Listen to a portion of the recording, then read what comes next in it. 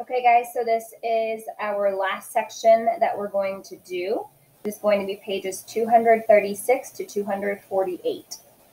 We are starting with part 7, which is Miranda's perspective. So everything that we're going to be reading is from her point of view. So she's the narrator.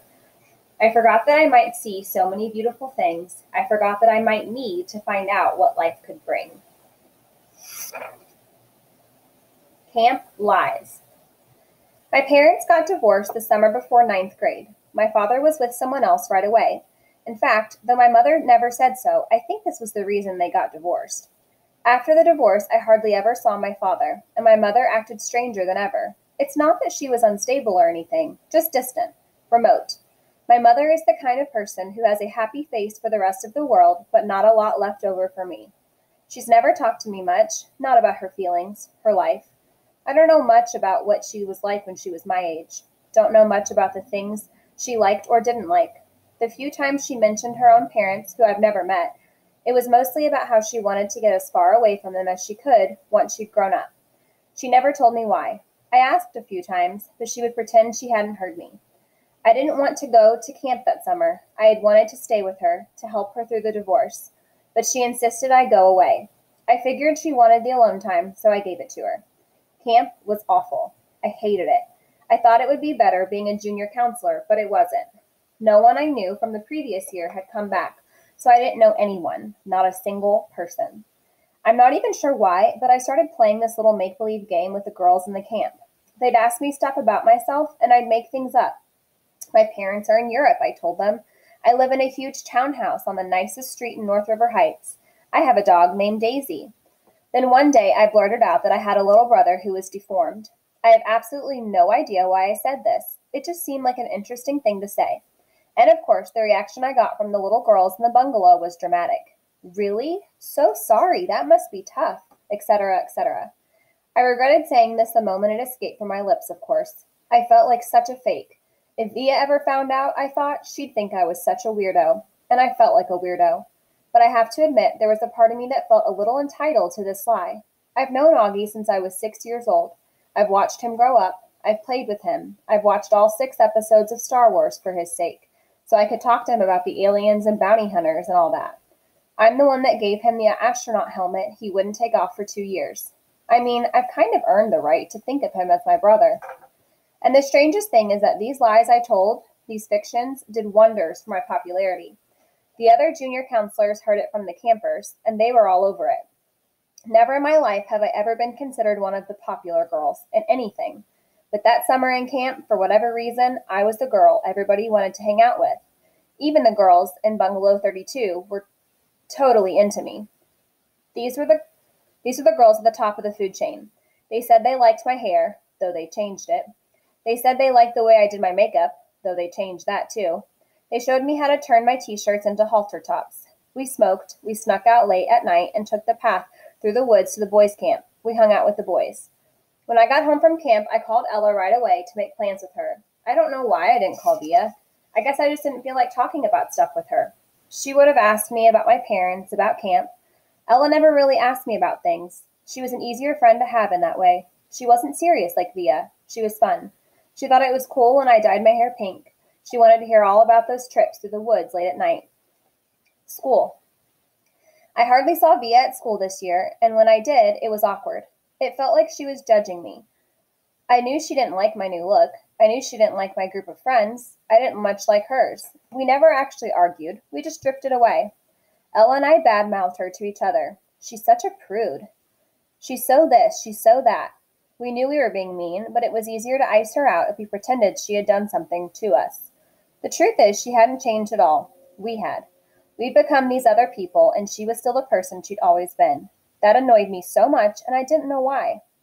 Once in a while, I'd look to see where she was sitting in the lunchroom, or check the elective list to see what she'd signed up for. But except for a few nods in the hallway and an occasional hello, we never really spoke to each other. I noticed Justin about halfway through the school year. I hadn't noticed him at all before then, other than that he was the skinny, cutish dude with thick glasses and longish hair who carried a violin everywhere. Then one day I saw him in front of the school with his arm around Via. So Via has a boyfriend, I said to Ella, kind of mocking. I don't know why it surprised me that she'd have a boyfriend. Out of the three of us, she was totally the prettiest. Blue eyes and long, wavy dark hair. But she just never acted like she was at all interested in boys. She acted like she was too smart for that kind of stuff. I had a boyfriend, too, a guy named Zach. When I told him I was choosing the theater elective, he shook his head and said, "Careful you don't turn into a drama geek." Not the most sympathetic dude in the world, but very cute. Very high up on the totem pole, a varsity jock. I wasn't planning on taking theater at first. Then I saw Via's name on the sign-up sheet and just wrote my name down on the list. I don't even know why. We managed to avoid one another throughout the most of the semester like we didn't even know each other. Then one day I got to theater class a little early, and Davenport asked me to run off additional copies of the play he was planning on having us do for the spring production, The Elephant Man. I'd heard about it, but I didn't really know what it was about, so I started skimming through the pages while I was waiting for the Xerox machine. It was about a man who lived more than 100 years ago named John Merrick, who was terribly deformed. "We can't do this play, Mr. D," I told him when I got back to class, and I told him why. My little brother had a birth defect and has a deformed face, and this play would hit too close to home. He seemed annoyed and a little unsympathetic, but I kind of said that my parents would have a real issue with the school doing this play. So anyway, he ended up switching to our town. I think I went for the role of Emily Gibbs because I knew Via was going to go for it too. It never occurred to me that I'd beat her for the role. What I miss most. One of the things I miss the most about Via's friendship is her family. I loved her mom and dad. They were always so welcoming and nice to me. I knew they loved their kids more than anything. I always felt safe around them, safer than anywhere else in the world. How pathetic that I felt safer in someone else's house than in my own, right? And of course, I loved Augie. I was never afraid of him, even when I was little. I had friends that couldn't believe I'd ever go over to Via's house. "His face creeps me out," they'd say. "You're stupid," I'd tell them. "Augie's face isn't so bad once you get used to it." I called Via's house once just to say hello to Augie. Maybe part of me was hoping Via would answer. I don't know. "Hey, Major Tom," I said, using my nickname for him. "Miranda!" He sounded so happy to hear my voice, it actually kind of took me by surprise. "I'm going to a regular school now," he told me excitedly. "Really? Wow," I said, totally shocked. I guess I never thought he'd go to a regular school. His parents have always been so protective of him. I guess I thought he'd always be that little kid in the astronaut helmet I gave him. Talking to him, I could tell he had no idea that Via and I weren't close anymore. "It's different in high school," I explained to him. "You end up hanging out with loads of different people."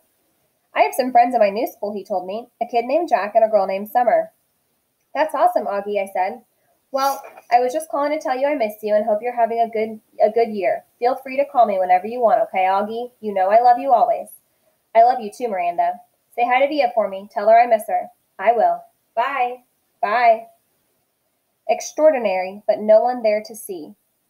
Neither my mother nor my father could come see the play on opening night. My mother because she had this thing at work, and my dad because his new wife was going to have her baby any second now, and he had to be on call. Zach couldn't come to opening night either. He had a volleyball game against Collegiate he couldn't miss. In fact, he had wanted me to miss the opening night so I could come cheer him on. My friends all went to the game, of course, because all their boyfriends were playing. Even Ella didn't come. Given a choice, she chose the crowd. So on opening night, no one that was remotely close to me was even there. And the thing is, I realized in my third or fourth rehearsal that I was good at this acting thing. I felt the part. I understood the words I spoke. I could read the lines as if they were coming from my brain and my heart. And on opening night, I can honestly say I knew I was going to be more than good. I was going to be great. I was going to be extraordinary, but there would be no one there to see. We were all backstage, nervously running through our lines in our heads. I peeked through the curtain at the people taking their seats in the auditorium. That's when I saw Augie walking down the aisle with Isabel and Nate. They took three seats in the fifth row near the middle.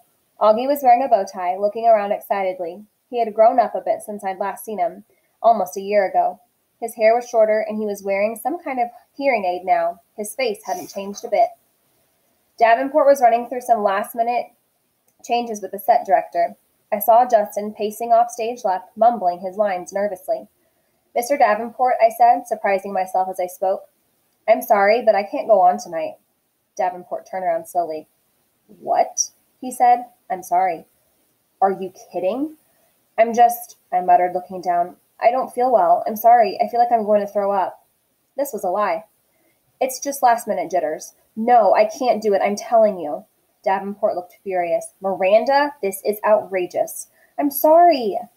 Davenport took a deep breath like he was trying to restrain himself. To be truthful, I thought he looked like he was going to explode.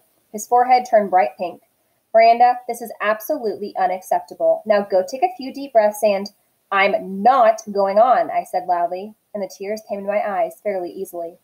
Fine, he screamed, not looking at me. Then he turned to a kid named David, who was a set director. Go find Olivia in the lighting booth. Tell her she's filling in for Miranda tonight. What? Said David, who wasn't too swift.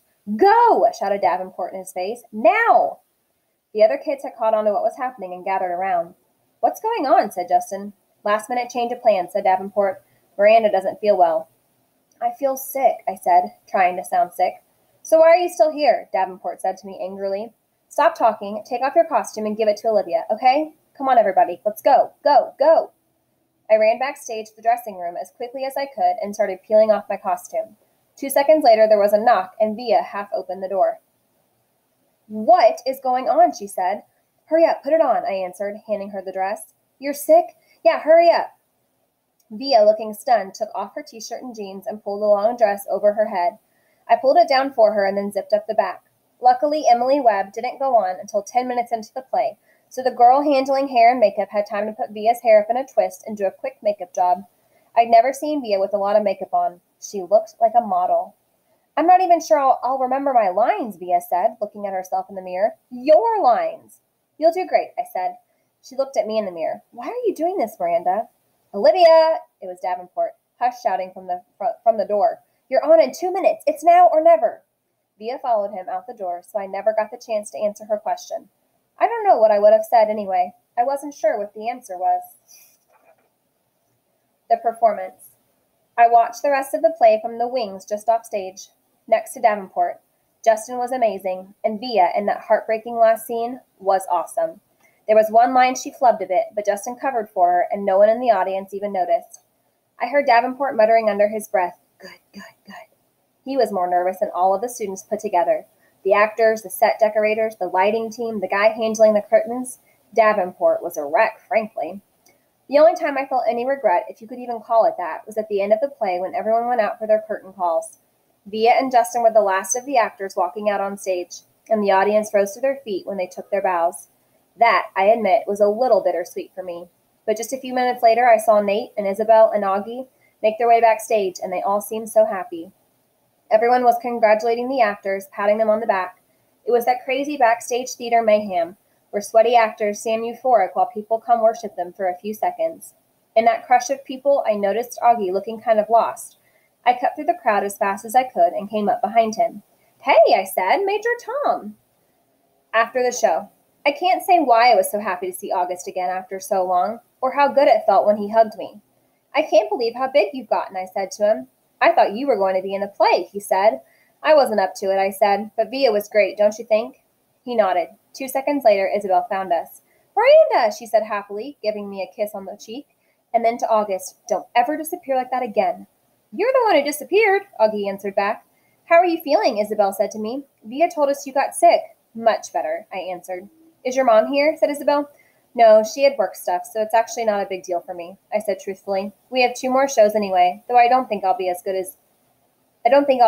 in Emily as Via was tonight. Nate came over, and we had basically the same exact conversation. Then Isabel said, Look, we're going to have a late-night dinner to celebrate the show. Are you feeling up to joining us? We'd love to have you. Oh, no, I started to say. Please, said Augie. I should go home, I said. We insist, said Nate. By now, Via and Justin had come over with Justin's mom, and Via put her arm around me. You're definitely coming, she said, smiling her old smile at me. They started leading me out of the crowd, and I have to admit, for the first time in a very, very long time, I felt absolutely happy. And that is the end of that section.